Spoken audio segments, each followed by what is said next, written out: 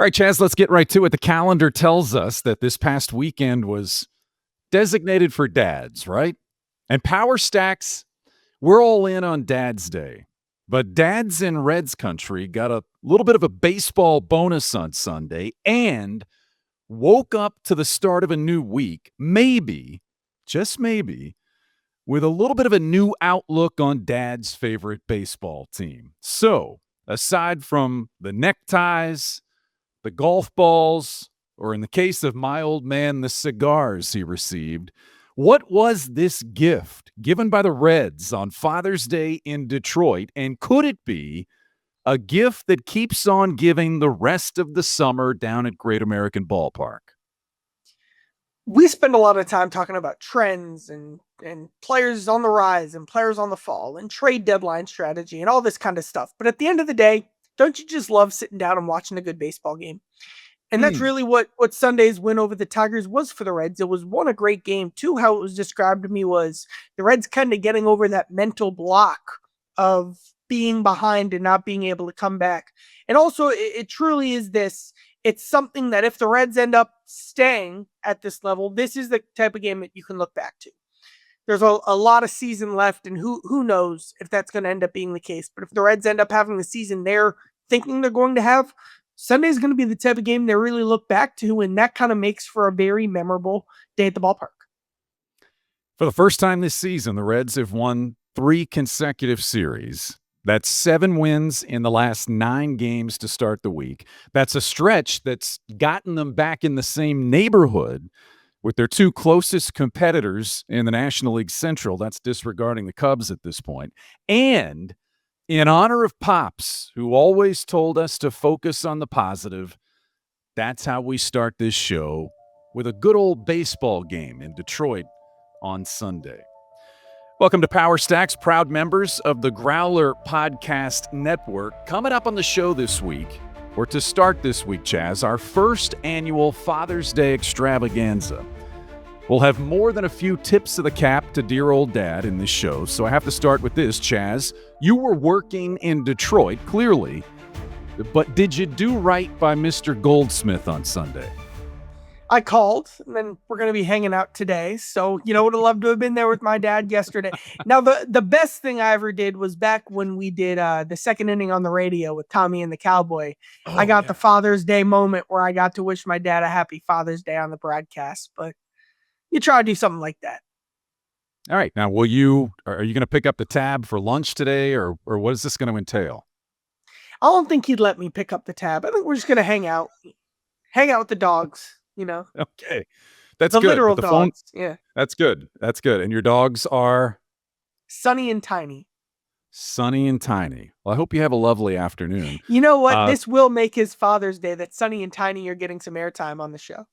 Does Mr. Goldsmith, I take it he's in on Power Stacks? Does he consume all of your? Listen, you have so many media outlets right now clamoring for content from Charlie Goldsmith. I don't know how he keeps up, but if Power Stacks is on his podcast list, I'll be honored. This is the show that had him open YouTube for the first time. Or maybe not for the first time, but this is the show that now has him using YouTube on his phone, which he didn't know. I had to show him how to use YouTube on the phone. Charlie, where's the show? So this show has had a meaningful impact on his technological life. That's fantastic. And by contrast, my dad, Tom Giesenslaw, he's not there yet with YouTube, but he's a big fan of all things Cincinnati Reds from his home base in College Station, or Bryan, Texas.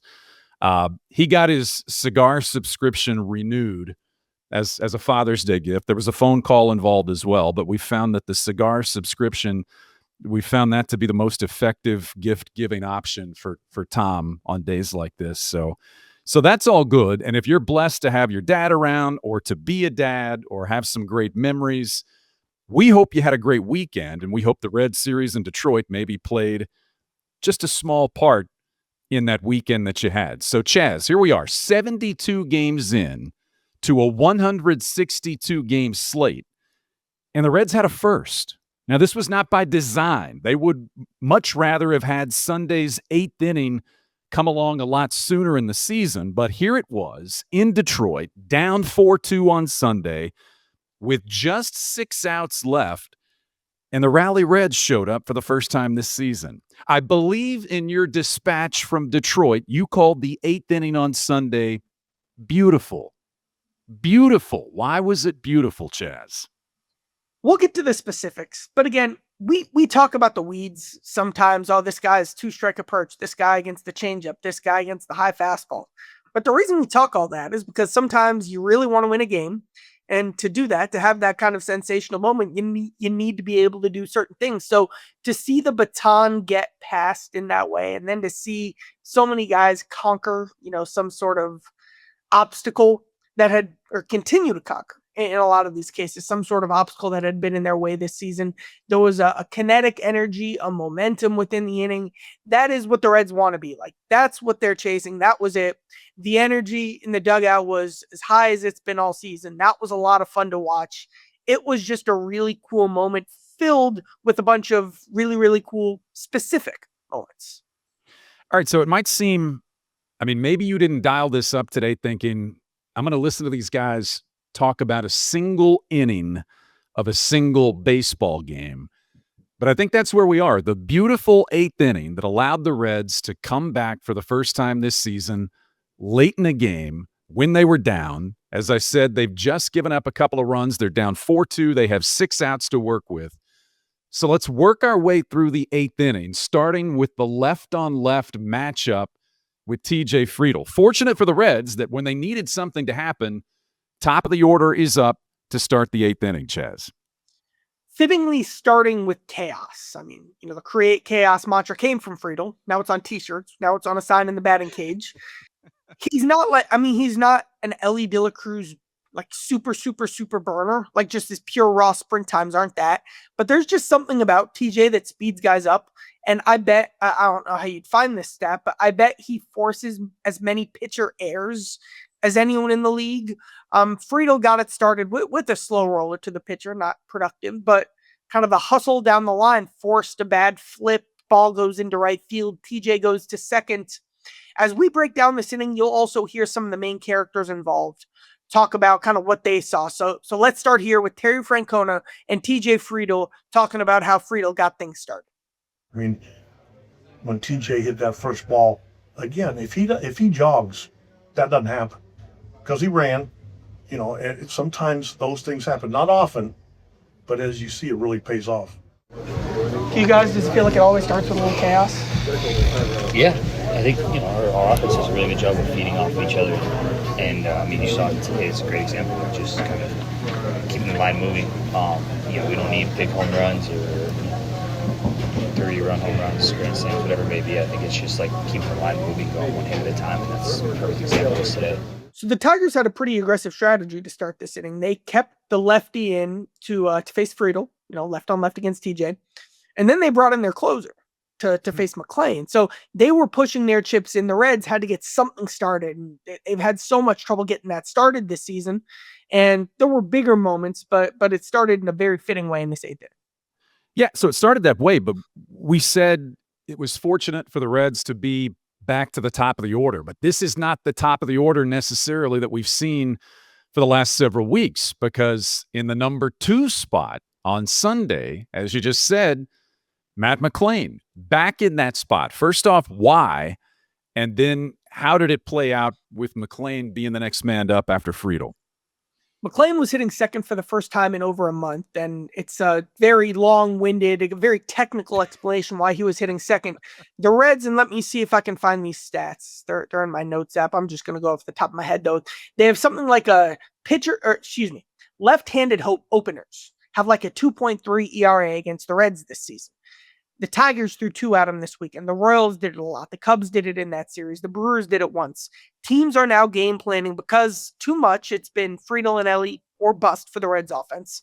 They're, as I'm saying, doing the baseball equivalent of double-double, doubling Jamar Chase, doubling T. Higgins, and doing that with Elly and Friedl and just daring someone else to beat them.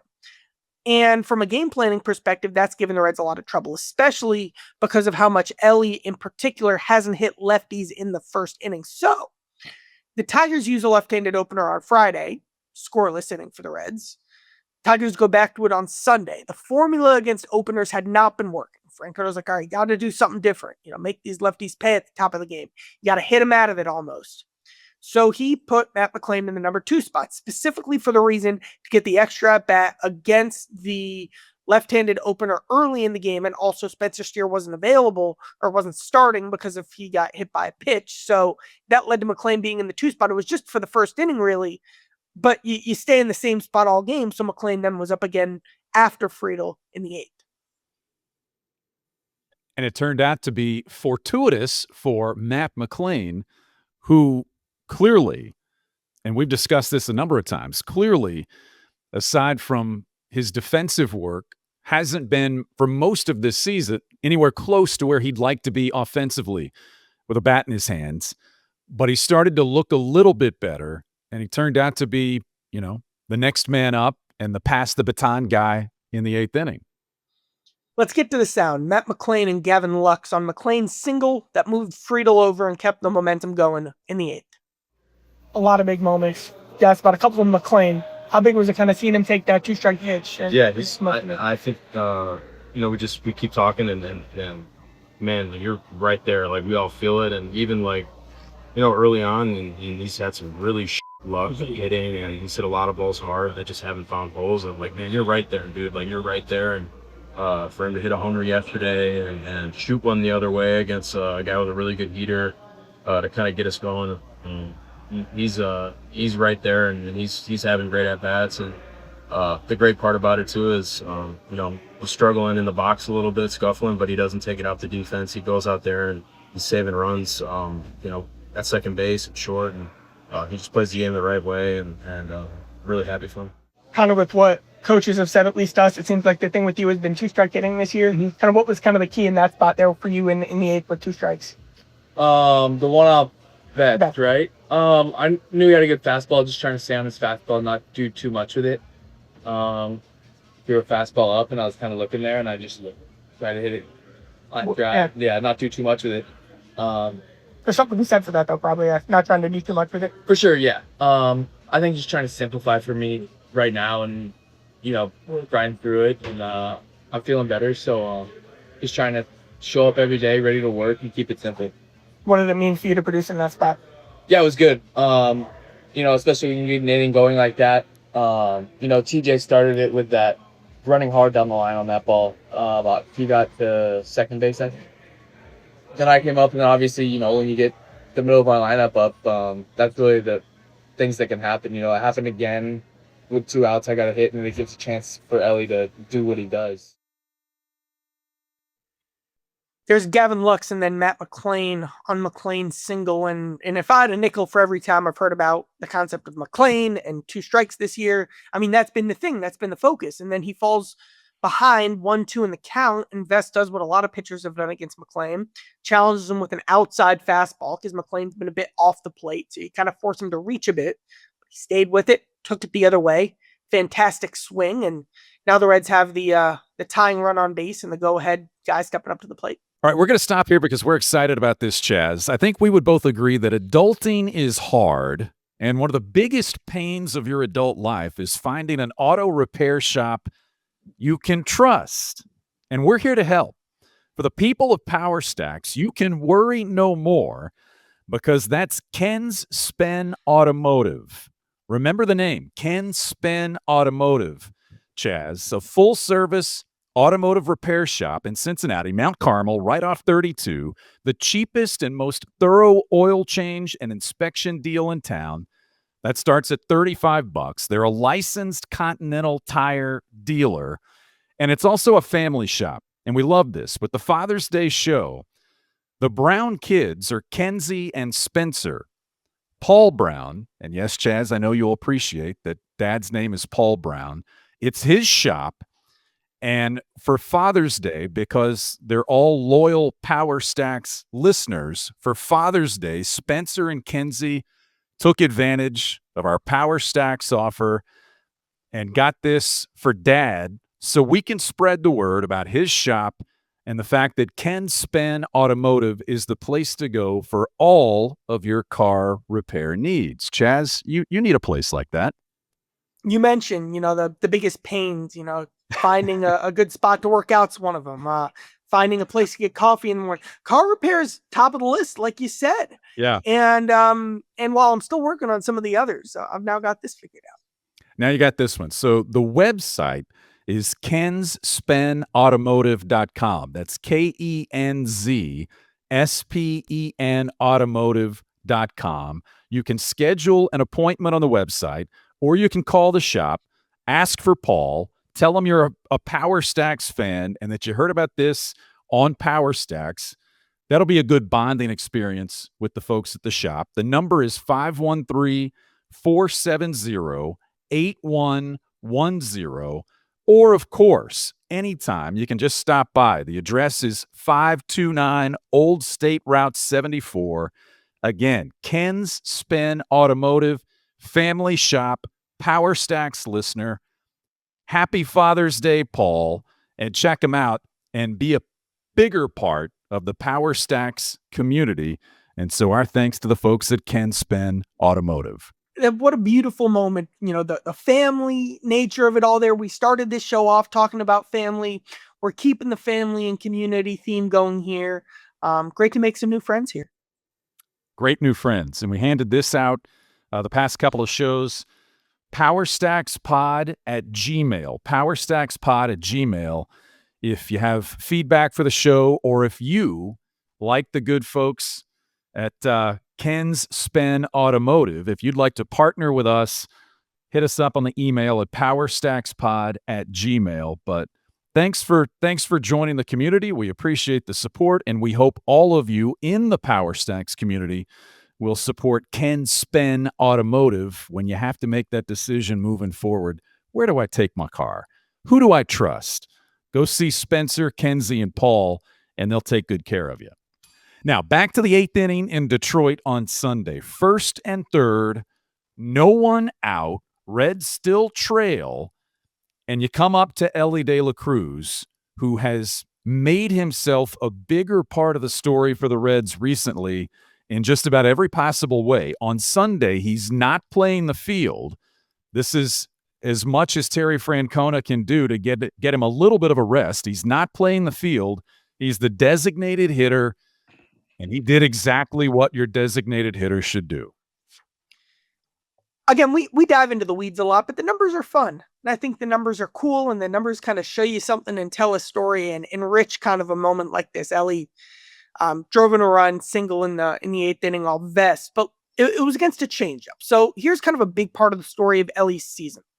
He faced changeups 14% of the time in 2024. That's up to 19% in 2025. It was actually 23% in one point in May.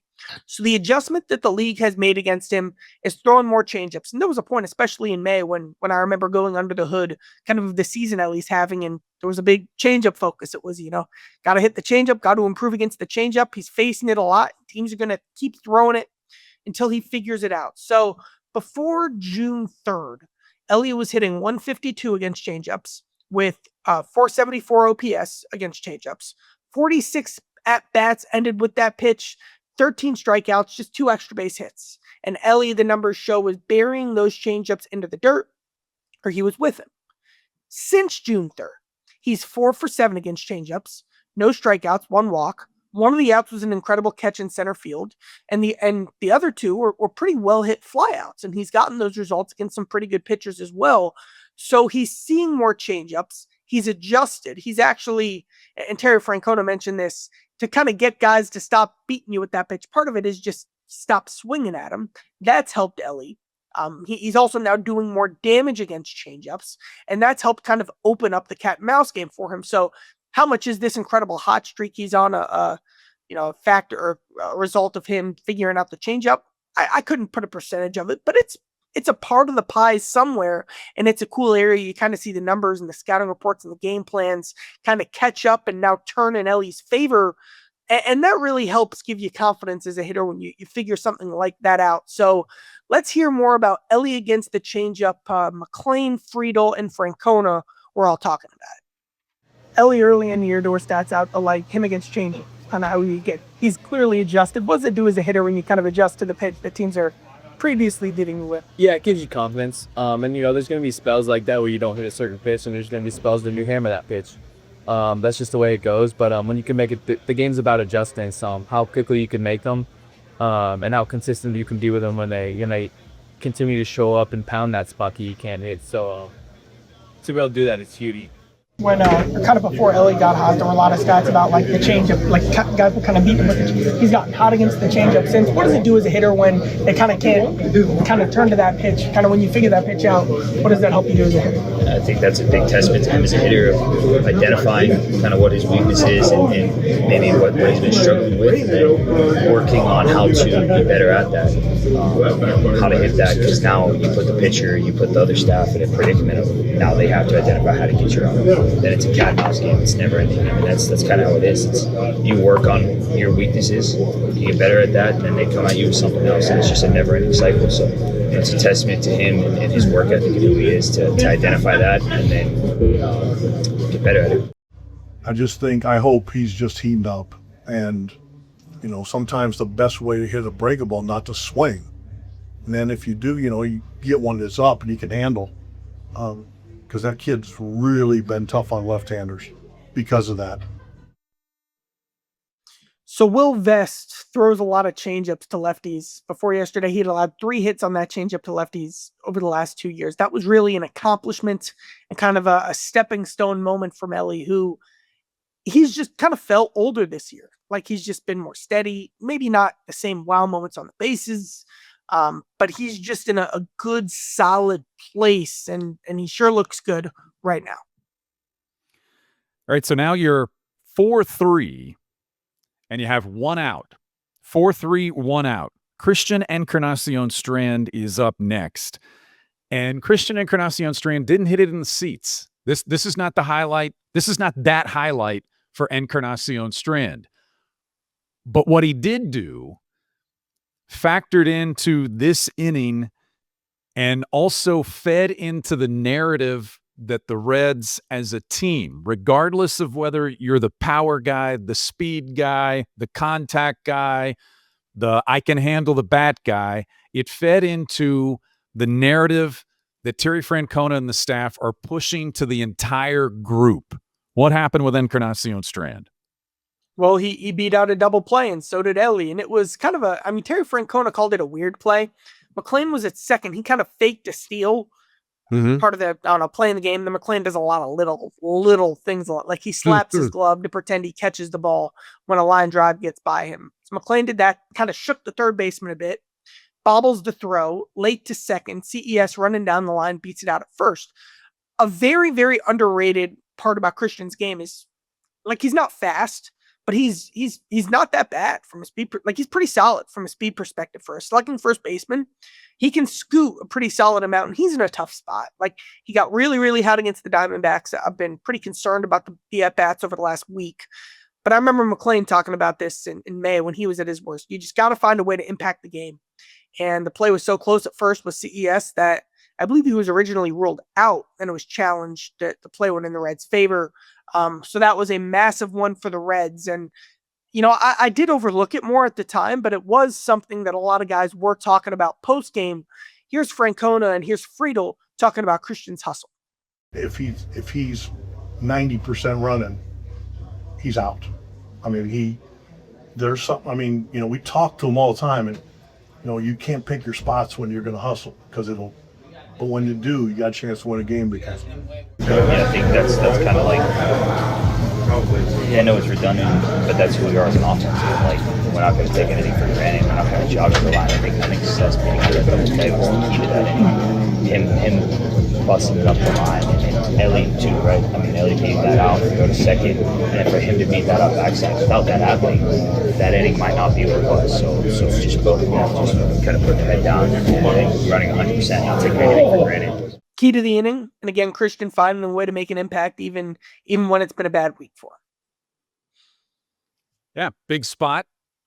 And I love the hustle plays. The inning was, aside from the Reds making things happen the traditional way, the hustle plays in the inning were a big part of that in keeping things alive. We talked about the Reds needing to play clean baseball regardless. Plus, you get some help from time to time from the other team. They got some help, but you take advantage of the help that they're given, and hustle was a big part of that. But Connor Joe is up next, and Connor Joe had a sac fly, an RBI sac fly earlier in the game. He's pulled back in favor of Will Benson for the matchup, Benson from the left side of the plate. That decision and that opportunity for Benson before the at-bat looks like what? Set it up for me. It's Benson coming in to face a closer with a great fastball who you know is going to challenge him. And I think I've got the numbers right here. And maybe I don't, but it's something like Benson was 1 for 21 against the high fastball this year with 14 strikeouts or something like that. So you knew what was going to happen. And this actually ended up being my favorite moment of the entire inning. So Benson's looking to tie the score. We've talked a lot about, we did a whole deep dive on this season and also his adjustment at the plate. And I'm going to do a brief demonstration here. So here's my bat. And the mic is the plate. Oh, wow, I'm full screen. So he's lowered his hands, and they're much more out over the plate.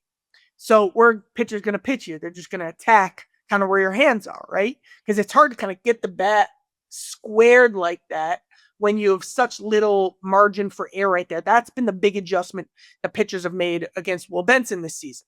And again, after the hot start, you've seen him cool off a bit because he's got to work on that. And so that's what Ulves did. He literally threw 7 high inside fastballs at Will Benson, picking at it. Benson started up behind, and he kind of caught up, fouled off some pitches, and then in a great situational hitting moment, just gets a sac fly into the outfield, ties up the score. Here's who do we have here? We have Will Benson and Terry Francona talking about this game-tying sac fly. You've been seeing more high fastballs. Is that correct? Yes, that's correct. How have you tried to kind of, obviously you've adjusted to that pretty well? Yeah, it was more so just me continuing to hunt what I'm good at and being okay when they execute that pitch. I think it was a time where a little bit over obsessive about it. Understanding that the game is going to adjust to you, and we're not going to keep hitting the same thing over and over again and not expect people to adjust. And at the same time, it's like, I'm still really good at the things that I'm really good at. So just continue to focus on that and capitalizing on those opportunities, because there are a lot of times the guys set up for, a certain pitch and they miss. So just being ready for it. Tito's talked a lot to us about situational hitting. I'm sure it's been the same with you guys. Was that 8th inning kind of pure situational hitting right there for everybody? Pure, yeah, for everyone. And then obviously for me coming off the bench, the bases loaded, get the run in, get the pop fly. I was able to do that. And then what do you think of Benson's at-bat, fouling off pitches, staying alive? Yeah, he got the fastball by him a couple times, but then he hung in there and huge run. Matt McLain added about that. That right there is just another example of an adjustment showing up, and it came through at a big time for the Reds. So you got the tie game you were looking for. You're 4-4 now, but 2 outs. And you just mentioned situational hitting. Some of the previous at-bats, the decisive play for the Reds came with 2 strikes. Now you have Gavin Lux up with 2 outs and 2 strikes, and the game is still tied, but the Reds still have this opportunity to take the lead. And there have been numerous times this season when the Reds have gotten something positive from an inning, but maybe not, they haven't maxed out the opportunity or taken advantage of everything they had in that frame. This was a spot in this game where the Reds not only came back and tied it, they came back and took the lead with Gavin Lux, 2 outs and 2 strikes. Will Benson said about Gavin Lux, he comes in in the clutch. He comes through in the clutch. When we need that big hit, the game just finds him. And there's just a calming presence that I feel like Gavin Lux brings to the lineup. Like and I'm not criticizing any coaches or anything like that, but he very clearly has been coached differently throughout his career and been a part of a different kind of hitting ecosystem, because he just has a different feel about him at the plate, and that just shows up his ability to do exactly what the situation requires, the way that he never does too much. He's a guy who you feel like you know exactly what you're going to get from, and that has a very, very, very strong 2-strike approach. He just looked comfortable and confident in those spots. Here's Gavin Lux. He ended up hitting the go-ahead single, a ground ball to right field. Here's Gavin Lux and TJ Friedl talking about Lux in that moment. What about your hit? Kind of what were you looking another one of like 10 tough at-bats in that inning by the team. Yeah, Best does a good fastball. So you kind of just got to be ready for that. And I missed one. That was a pretty good pitch to hit. And then just trying to fight and move the ball forward at that point and see what happens. But just kind of left the slider out over a little bit so I could move forward and a little bit. And then Lux, was that kind of a classic Gavin Lux at-bat for the season? That's huge. It's huge. I mean, he always puts together great at-bats every time he goes up to the plate. He's a constant bat in the lineup. He's a tough out. And I think him grinding out that at-bat is just a great example of that. So the Reds traded a top pick and then a Mike Soroka, who's actually now a top 100 prospect. He's kind of had a breakout season in the Dodgers organization. They traded all that for Lux. That's a lot. That's an aggressive move. I still feel pretty solid about the trade. Like, Lux is a good player who's been very useful in the room, who's been very versatile, who's made a significant impact this season. Like, you want the Reds to buy at the deadline. Like, sure, we'll have a trade deadline episode at some point, but like, they're willing to make that type of investment for someone who fits who they are, like Gavin Lux has.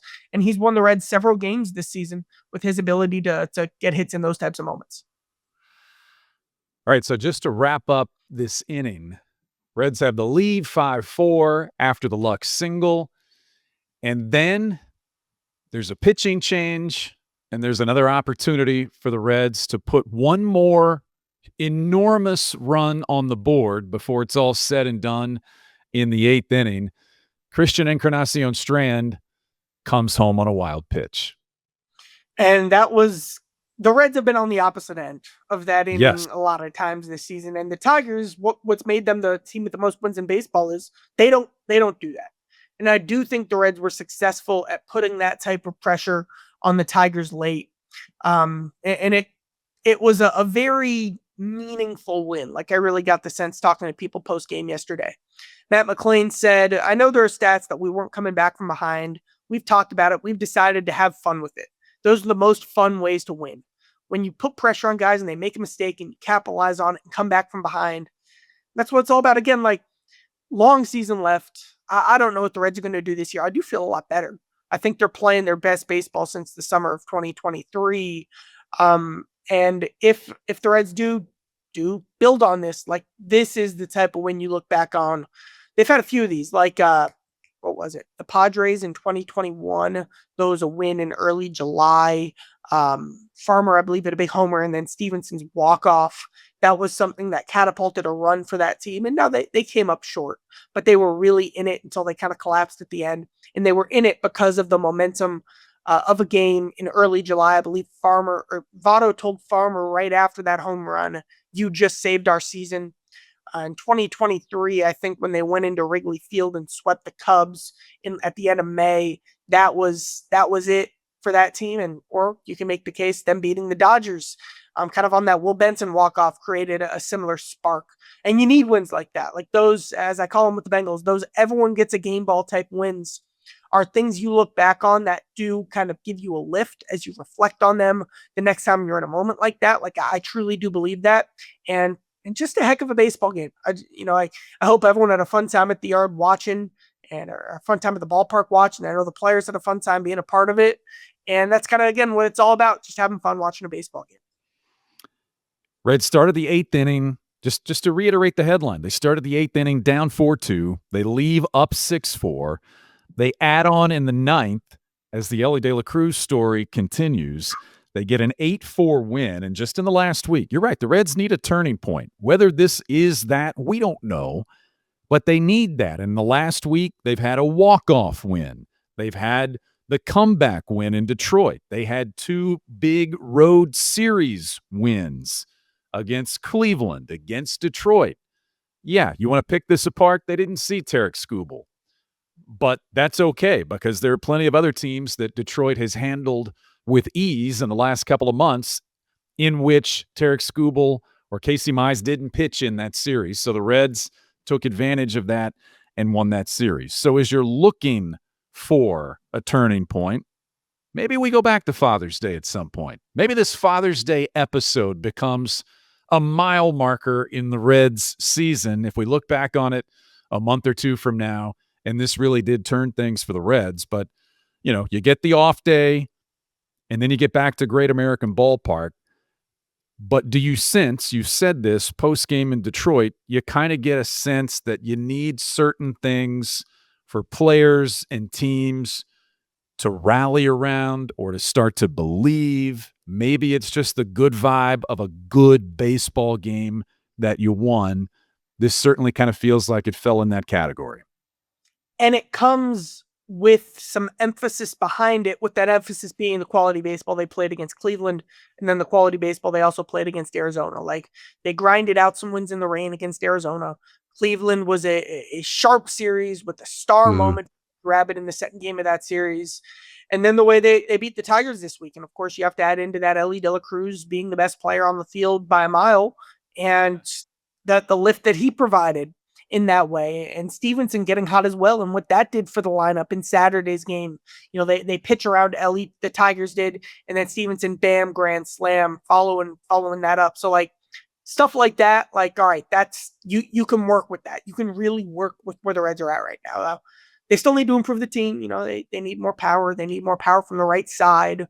The starting pitching depth remains a concern, and Wade pitched around a lot of chaos on Sunday. He said he's feeling better. His fifth inning was his best inning of the year so far, but he's still got something he needs to show. And Hunter Green now is not coming back soon. So that's a massive, massive blow for the Reds as long as he's out. And they do feel like they do have something to work with though now. And that's a nice little place to be. Yeah, the Wade Miley story is still interesting in that you have to think, how many times do we see a guy come back from Tommy John and you just go, man, this is going to take some time for him to find who he is now, how to compete best now.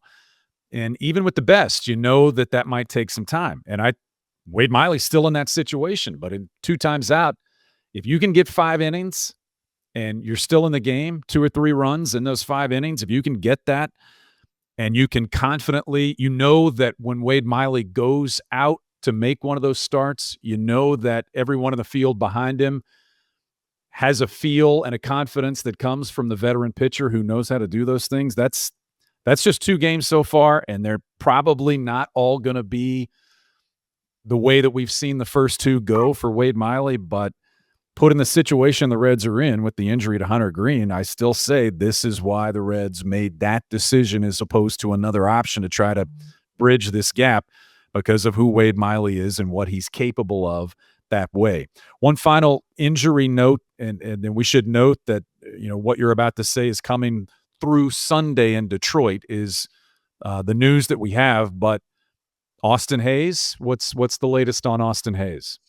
He just can't get over that hump yet, changing directions, kind of full go with cleats on the field and being the runner that he needs to be in those spots. So he kind of took some weight off it this weekend, kind of took a little bit of a step back in terms of he wasn't pushing it as much to try to give that foot some time to calm down, because when he tested it out in Cleveland, it just didn't feel the way he felt like it needed to. Now, he's kept going with baseball activities. They were going to reassess on Tuesday, kind of come up with the next version of the plan, but he did kind of take a little bit of a step back over the weekend. All right. I sense coming up soon, and I hope coming up soon, that there's more to talk about with Elly De La Cruz. If it feels like something started with the team, it certainly feels like something has started as well with this team's best player.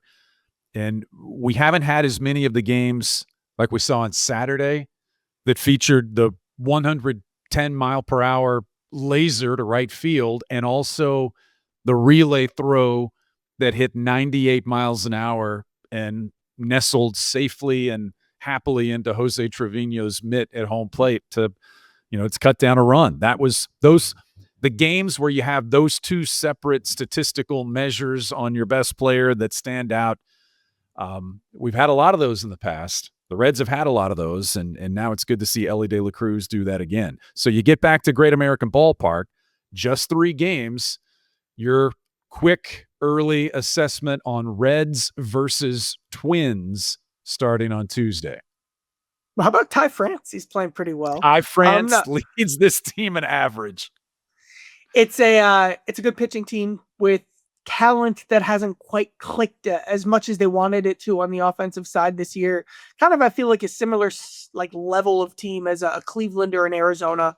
So again, another opportunity for the Reds to one, take a series, but two, take a series against a team that'll give them a good fight. And a series win would mean kind of a continuing down the stretch of positive momentum as they continue on in this summer stretch of the season.